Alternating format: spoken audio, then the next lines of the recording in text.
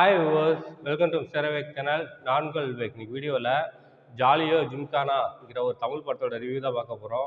அதுக்கு முடியும் சில சப்ஸ்கிரைப் பண்ணலையா, கீழே உள்ள இருக்குல்ல சப்ஸ்கிரைப் பண்ண லைக் பண்ணுங்கள், கூடவே பெல் பட்டன் கிளிக் பண்ணுங்கள். அப்போ தான் நான் போகிற வீடியோ ஒன்று நோட்டிஃபிகேஷனாக வரும். அப்போ தான் இந்த வீடியோ மிஸ் பண்ணால் பார்க்கலாம். நீங்கள் நம்ம சேனலில் பார்க்குற முக்கால்வாசி பேர் சப்ஸ்கிரைப் பண்ணாமலே பார்த்துட்டு இருக்கீங்க. சப்ஸ்கிரைப் பண்ணிட்டு வீடியோ பாருங்கள். ஜாலியோ ஜிம்கானா இந்த படத்தை சக்தி சிதம்பரம் இயக்கியிருக்காரு. இந்த படம் ஒரு காமெடி ட்ராமா சேனலில் எடுக்கப்பட்ட படம். இந்த படத்தில் பிரபுதேவா, மடோனா, அபிராமி, யோகி பாபு, எடின் கின்ஸ்லி, ஜான் விஜய் இன்னும் பல நடிச்சிருக்காங்க. இந்த படம் இப்போ தேட்டரில் ரிலீஸ் ஆகிருக்கு. செக் பண்ணி பாருங்கள். இப்போ அவங்க இந்த படத்தோட கதை என்னன்னு பார்ப்போம். இந்த படத்தோடைய கதையை பார்த்தோம்னாக்க, படத்தில் பிரபுதேவா ஒரு வக்கீலாக இருக்கார்.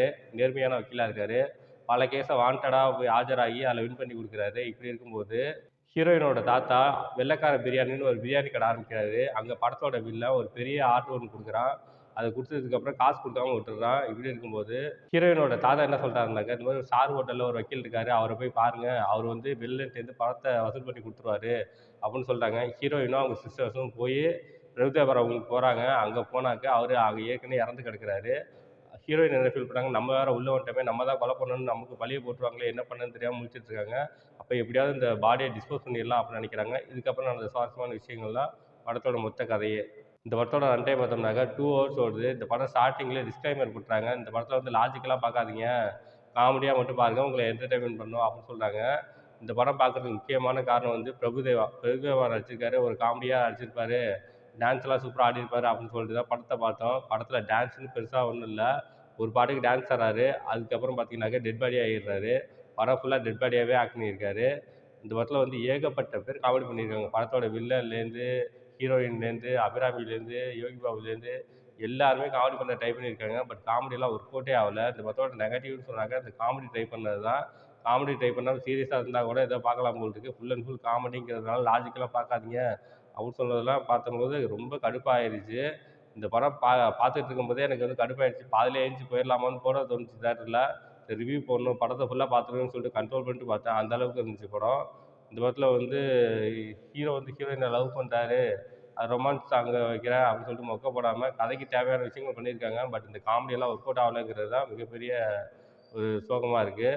இந்த படத்தில் பெர்ஃபார்மன்ஸ் வைஸ் பார்த்தோம்னாக்கா பிரபுதேவாவுக்கு ஆக்டிங்கான ஸ்கோப்பே இல்லை. ஃபஸ்ட்டு கொஞ்ச நேரம் தான் பேசுகிறாரு, அதுக்கப்புறம் டெட் பாடியாக ஆக்டிங் இருக்காரு. பெரிய ஆக்டிங்கான ஸ்கோப் இல்லை. அடுத்து மடோனா செபாஸ்டியன், அவங்க வந்து கொடுக்கப்பட்ட ரோல் டீசெண்டாக பண்ணிட்டாங்க. அவங்களோட ஆக்டிங்லாம் ரொம்பவே நல்லா இருந்துச்சு. அடுத்து யோகி பாபு வந்து ஒரு சர்ச் ஃபாதராக இருப்பாங்க. ஹீரோயின் வந்து போய் பாவ மன்னிப்பு கேட்க போவாங்க. அப்போ வந்து அந்த கதையை சொல்லுவாங்க. அப்படியே படம் ஓடும். யோகி பாபு ஒன்றும் பெருசாக ஒன்றும் ஆக்டிங்கான ஸ்கோப்பெல்லாம் இல்லை. எப்போதும் போல் அவரோட கிண்டல் ஏண்டி பேச்சோட முடிச்சிட்டாங்க.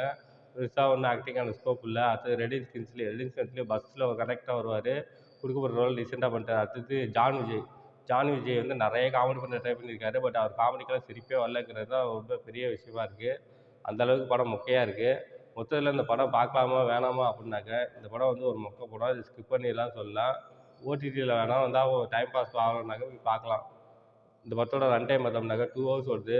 ஃபர்ஸ்ட் ஹாஃப் போர், செகண்ட் ஹாஃப் போர். மொத்தத்தில் இந்த படம் எப்படி இருக்குன்னா, இது ஒரு மொக்க படம். இந்த படத்துக்கு என்னோட மார்க் 5க்கு 1.5 தருவேன். இந்த படத்தில் எந்த விதமான அடல் கண்டென்ட்டும் இல்லை. எல்லோரும் ஃபேமிலியோட என்ஜாய் பண்ணலாம். ஓகே, இதோட வீடியோ முடிச்சுக்கிறேன். இந்த வீடியோ பிடிச்சிருந்தா லைக் பண்ணுங்கள், கமெண்ட் பண்ணுங்கள், ஃப்ரெண்ட்ஸுக்கு ஷேர் பண்ணுங்கள். இன்னும் சில சப்ஸ்கிரைப் பண்ணலையா, கீழே உள்ள இருக்குல்ல சப்ஸ்கிரைப் பண்ண லைக் பண்ணுங்கள், கூடவே பெல் பட்டன் கிளிக் பண்ணுங்கள். அப்போ தான் நான் போகிற வீடியோ ஒன்று நோட்டிஃபிகேஷனாக வரும். அப்போ தான் இந்த வீடியோ மிஸ் பண்ணால் பார்க்கலாம். நீங்கள் கீழே டிஸ்கிரிப்ஷனில் சோஷியல் மீடியா லிங்க்ஸ்லாம் கொடுத்துருக்கேன். லைக் பண்ணுங்கள், கமெண்ட் பண்ணுங்கள், ஃபாலோ பண்ணுங்கள். தேங்க்ஸ் ஃபார் வாட்சிங்.